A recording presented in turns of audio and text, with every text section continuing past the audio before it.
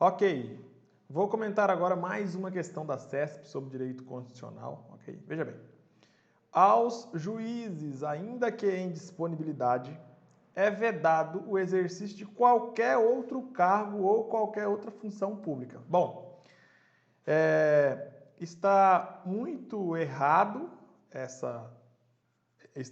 esse item, né? Esta afirmação está equivocada, porque se você ler o artigo 95, parágrafo único, inciso 1 da Constituição, você verificará que, na verdade, existe uma exceção a essa regra, que é o cargo de magistério em instituição particular ou em instituição pública.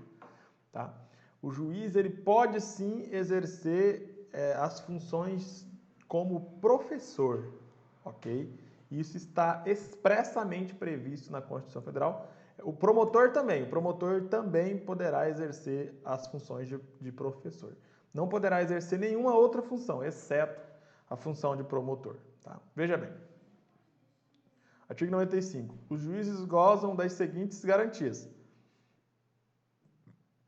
Aí aqui temos a garantia da vitaliciedade. No inciso 2 temos a garantia da inamovibilidade, a irredutibilidade. Essa irredutibilidade aqui foi alterada, beleza. A irredutibilidade.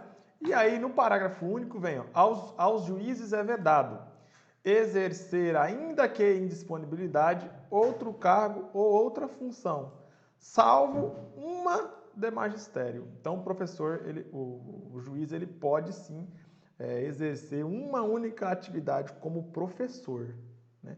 Que é magistério. Magistério é a carreira de professor, beleza? Então, com base nesse dispositivo constitucional, a questão está incorreta. O gabarito da questão é a letra E de incorreta. Aí aqui temos outras proibições ao juiz, ó, receber a qualquer título ou pretexto custas ou participação em processo.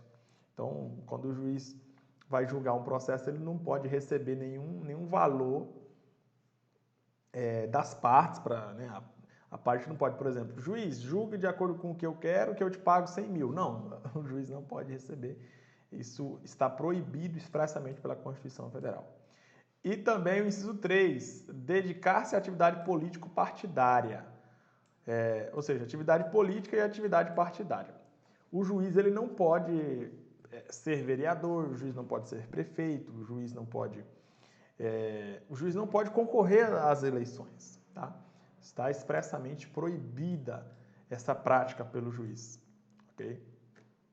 Um exemplo bem simples que eu posso citar é o seguinte.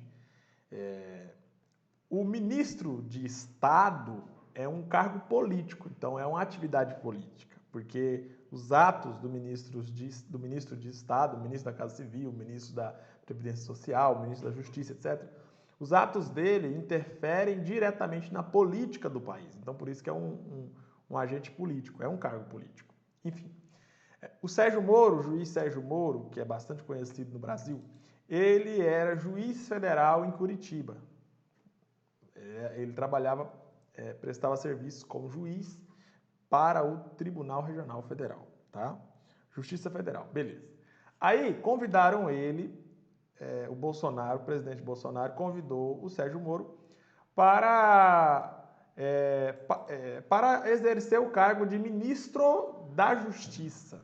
E aí ele aceitou, né, esse convite e ele teve que se exonerar, ele teve que pedir a dispensa dele do cargo de juiz federal. Por quê? Porque a Constituição Federal, aqui no inciso 3 do parágrafo único do artigo 95, proíbe que um juiz, qualquer que seja ele, participe de atividade partidária, né, atividade vinculada a um partido político, e participe de algum cargo político, né, algum cargo aí relacionado à política. Presidente da República, ministro da Justiça, ministro de Estado, enfim, deputado, qualquer cargo, prefeito, senador, qualquer cargo político, o juiz ele fica proibido de participar, ok?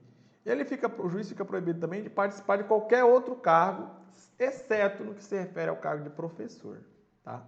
Beleza. E aí temos o inciso 4 aqui, ó.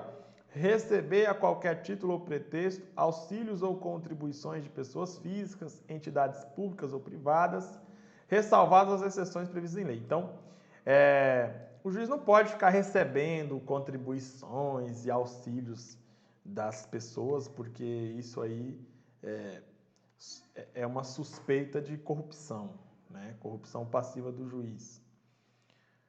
Ou corrupção ativa da pessoa que entrega o dinheiro para o juiz, beleza? O juiz não pode receber dinheiro para exercer as suas funções. Bom, é claro que existem algumas exceções previstas em lei que a gente não precisa saber. Tá? O que você tem que saber é que existem algumas exceções previstas em lei. Né? Existe uma lei, se eu não me engano, que fixa um valor limite, que o juiz não pode receber mais do que aquele valor. Tá? Enfim, beleza. Entenda, pelo menos, que o juiz não pode receber auxílio nem contribuição das pessoas para poder exercer a sua função como juiz, tá? E o inciso 5 aqui para finalizar o bloco. O juiz não pode exercer a advocacia no juízo ou tribunal do qual se afastou antes de decorridos 3 anos do afastamento do cargo por aposentadoria ou exoneração. Isso aqui significa o seguinte: o juiz, quando ele estiver exercendo a atividade de juiz, ele não pode exercer a atividade de advogado, óbvio, tá? Beleza? E quando o juiz se aposentar, existe um período de quarentena do juiz, né? Que são 3 anos. O juiz, para ele, vamos supor, o juiz aqui em Manaus, o cara é juiz em Manaus, juiz do Tribunal de Justiça de Manaus, beleza. Aí esse juiz se aposenta, né, por idade, e aí ele resolve advogar para continuar trabalhando na área jurídica. Esse juiz que se aposentou, ele até pode advogar, mas ele não pode advogar no Tribunal de Justiça do Estado do Amazonas, que era onde ele trabalhava, conhece todo mundo, né?